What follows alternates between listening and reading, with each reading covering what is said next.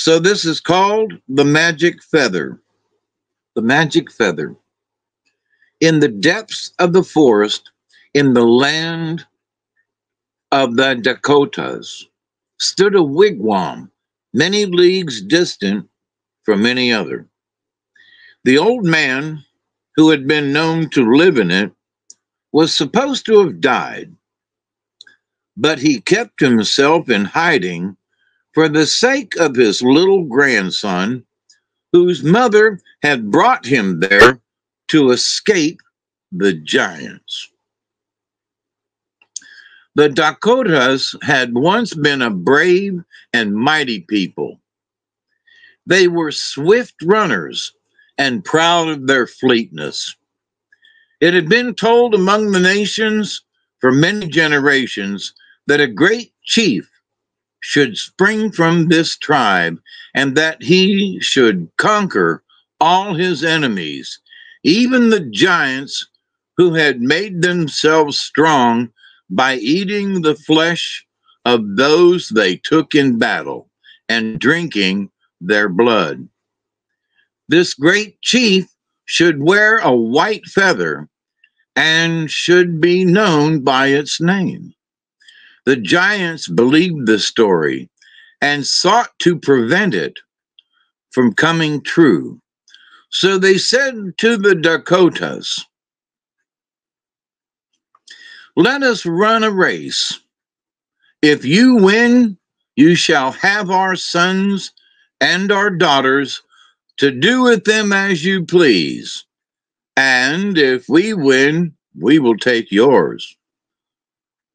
Some of the wise Indians shook their heads and said, "Suppose the giants win. They will kill our children, and we will serve them as dainty food upon their tables." But the young man answered, "Caw! Who can outrun the Dakotas? We shall return from the race with the young giants bound hand and foot to fetch and carry for us all our days." So they agreed to wager and ran with the giants. Now it was not to be supposed that the giants would act fairly. They dug pitfalls on the prairie, covering them with leaves and grass, which caused the runners to stumble and lose the race. The Dakotas, therefore, had to bring out their children and give them to the giants. When they were counted, one child was missing. The giants roared with anger and made the whole tribe search for him, but he could not be found. Then the giants killed the father instead and ate his flesh, grumbling and muttering vengeance with every mouthful. This was the child whose home was in the forest. When he was still a very little fellow, his grandfather made him a tiny bow and some smooth, light arrows, and taught him how to use them. The first time he ventured from the lodge, he brought home a rabbit, the second a squirrel, and he shot a fine, large deer long before he was strong enough to drag it home. One day, when he was almost 14 years old, he heard a voice calling to him as he went through the thick woods. "Come hither, you wearer of the white feather. You do not yet wear it, but you are worthy of it." He looked about, but at first saw no one. At last he caught sight of the head of a little old man among the trees. On going up to it, he discovered that the body from the heart downwards was wood and fast in the earth. He thought some hunter must have leaped upon a rotten stump, and it giving way had caught and held him fast. But he soon recognized the roots of an old oak that he well knew. Its top had been blighted by a stroke of lightning, and the lower branches were so dark that no birds built their nests on them, and few even lighted on them. The boy knew nothing of the world except what his grandfather had taught him. He had once found some lodge poles on the edge of the forest and a heap of ashes like those about their own wigwam, by which he guessed that there were other people living. He had never been told why he was living with an old man so far away from others, or of his father, but the time had come for him to know these things. The head which had called him said as he came nearer, "Go home, White Feather, and lie down to sleep. You will dream that on waking will find a pipe, a pouch of smoking mixture, and a long white feather beside you. Put the feather on your head, and as you smoke, you will see the cloud which rises from your pipe pass out of the doorway as a flock of pigeons." The voice then told him who he was, and also that the giants had never given up looking for him. He was to wait for them no longer, but to go boldly to their lodge and offer to race with them. "Here," said the voice, "is an enchanted vine, which you are to throw over the head of everyone who runs with you." White Feather, as he was thenceforth called, picked up the vine, went quickly home, and did as he was told. He heard the voice, awoke, and found the pouch of tobacco, the pipe, and the white feather. Placing the feather on his head, he filled the pipe and sat down to smoke. His grandfather, who was at work not far from the wigwam, was astonished to see flocks of pigeons flying over his head, and still more surprised to find that they came from his own doorway. When he went in and saw the boy wearing the white feather, he knew what it all meant and became very sad, for he loved the boy so much that he could not bear the thought of losing him. The next morning, White Feather went in search of the giants. He passed through the forest, out upon the prairie, and through other woods, across another prairie, until at last he saw a tall lodge pole in the middle of the forest. He went boldly up to it, thinking to surprise the giants, but his coming was not unexpected. For the little spirits which carry the news had heard the voice speaking to him, and had hastened to tell those whom it most concerned. The giants were 6 brothers who lived in a lodge that was ill-kept and dirty. When they saw the boy coming, they made fun of him among themselves, but when he entered the lodge, they pretended that they were glad to see him, and flattered him, telling him that his fame as a brave had already reached them.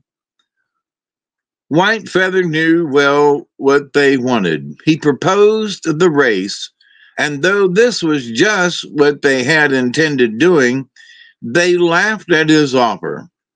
At last they said that if he would have it so, he should try first with the smallest and weakest of their number.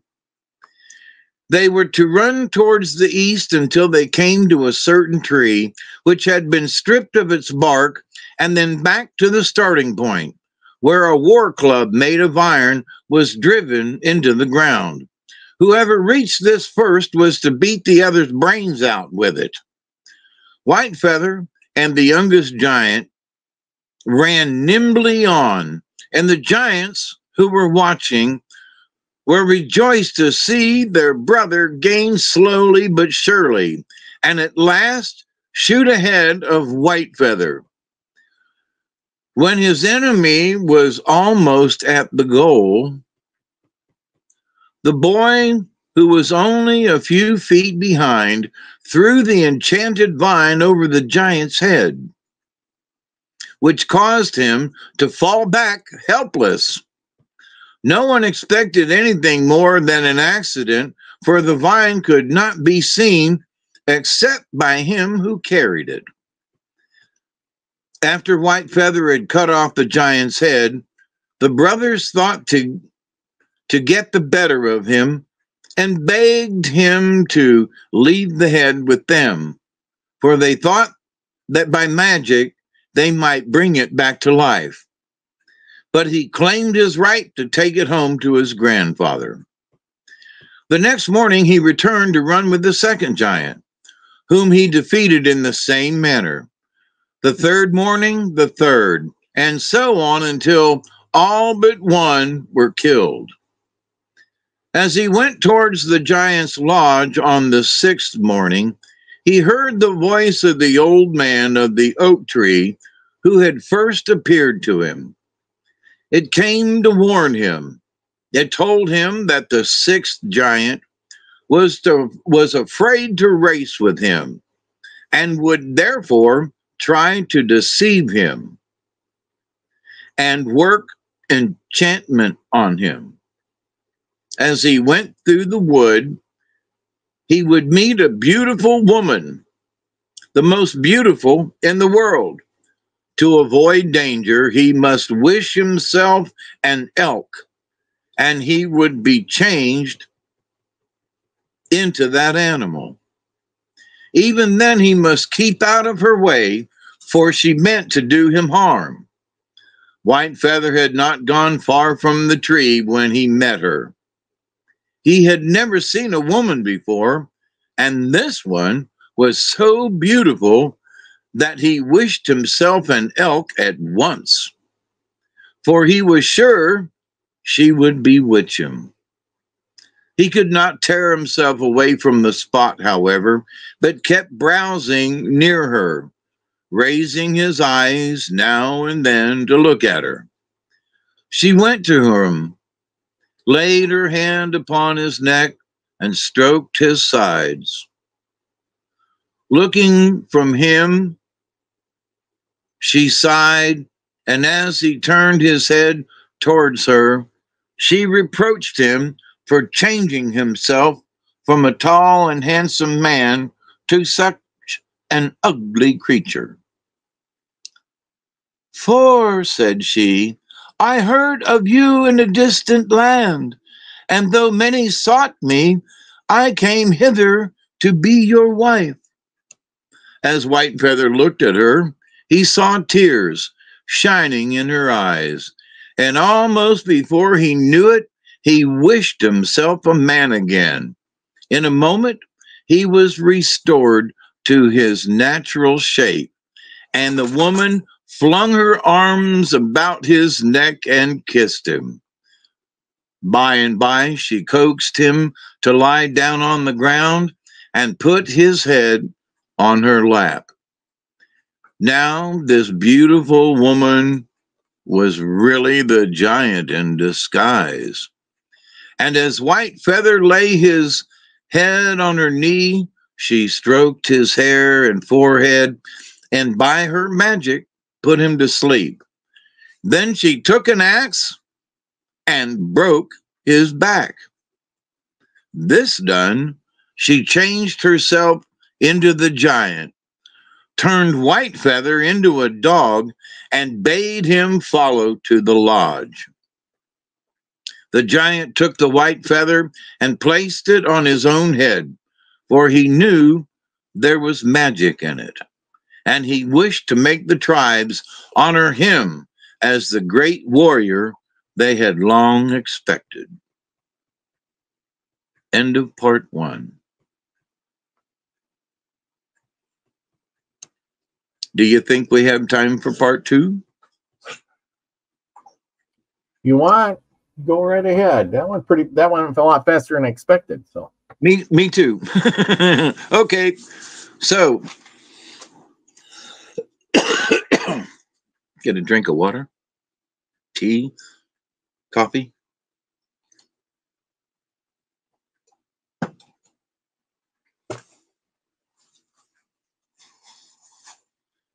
Part 2 of The Magic Feather.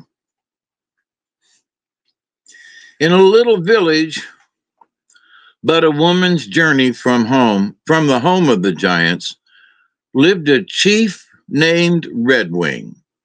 He had 2 daughters, White Weasel and Crystal Stone, each noted for her beauty and haughtiness. Though Crystal Stone was kind to everyone but her lovers, who came from far and near and were a constant source of jealousy to White Weasel, the elder.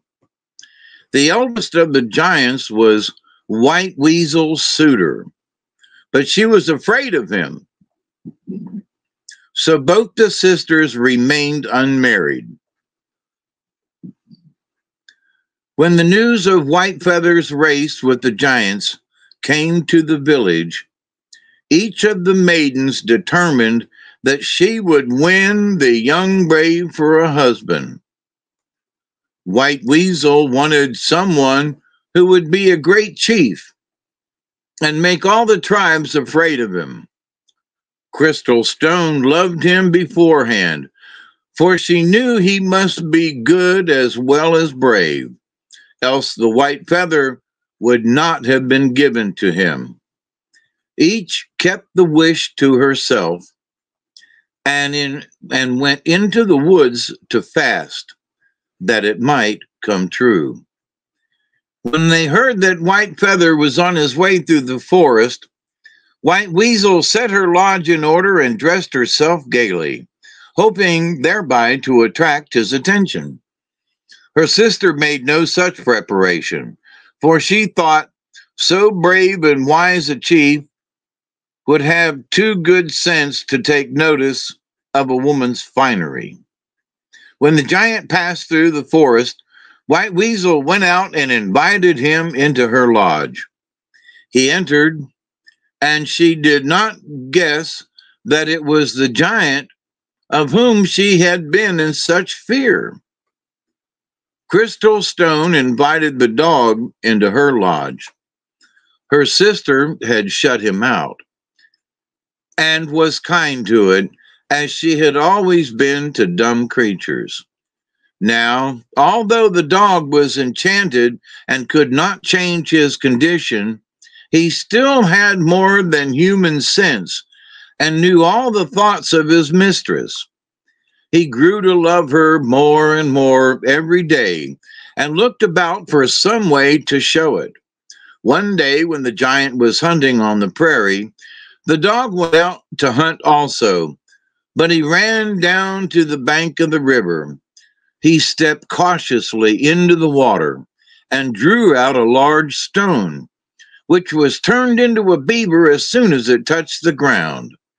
He took it home to his mistress, who showed it to her sister and offered to share it with her. White Weasel refused it, but told her husband he had better follow the dog and discover where such fine beavers could be had.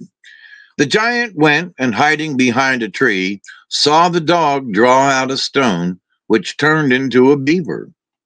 After the animal had gone home, he went down to the water and drew out a stone, which, likewise, turned into a beaver.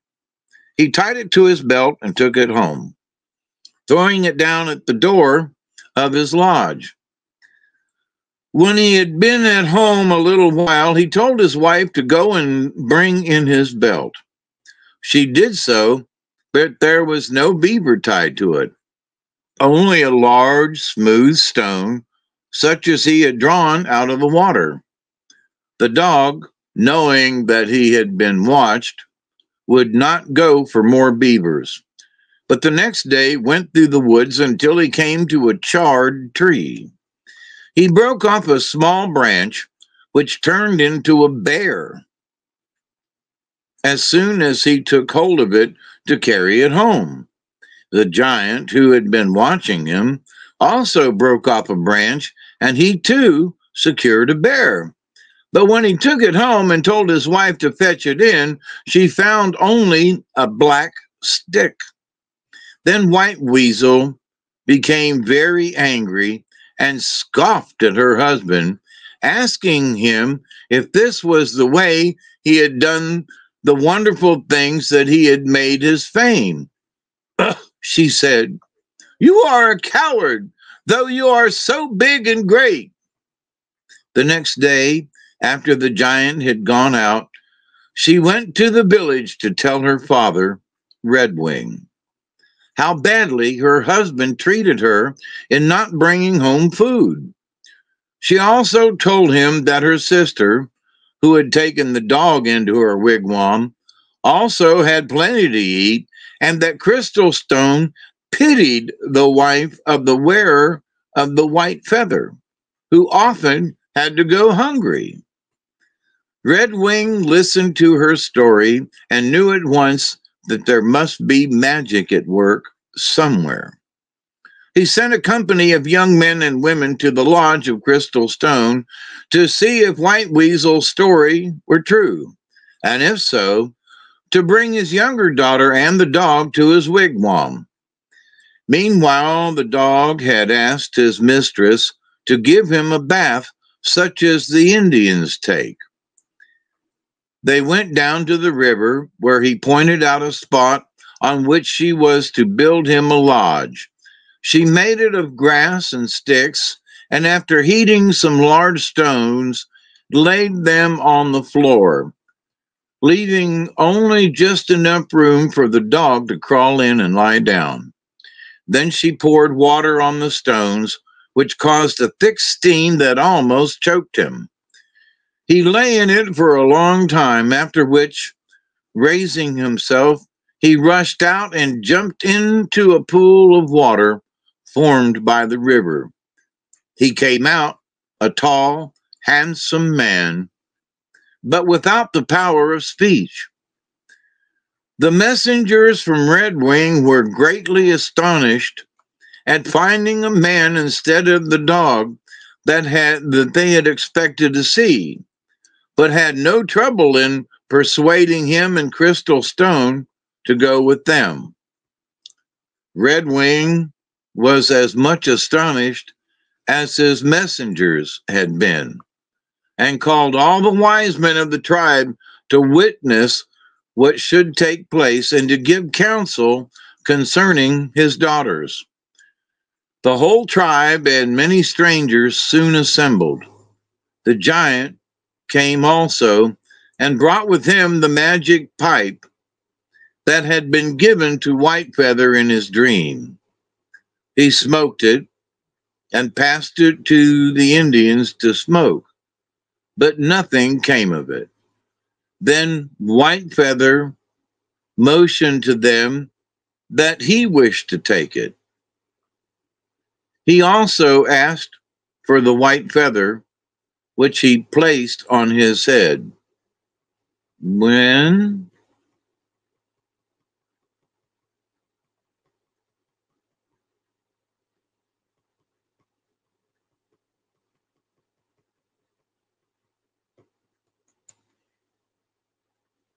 the first whiff from the pipe, lo, clouds of blue and white pigeons rushed from the smoke.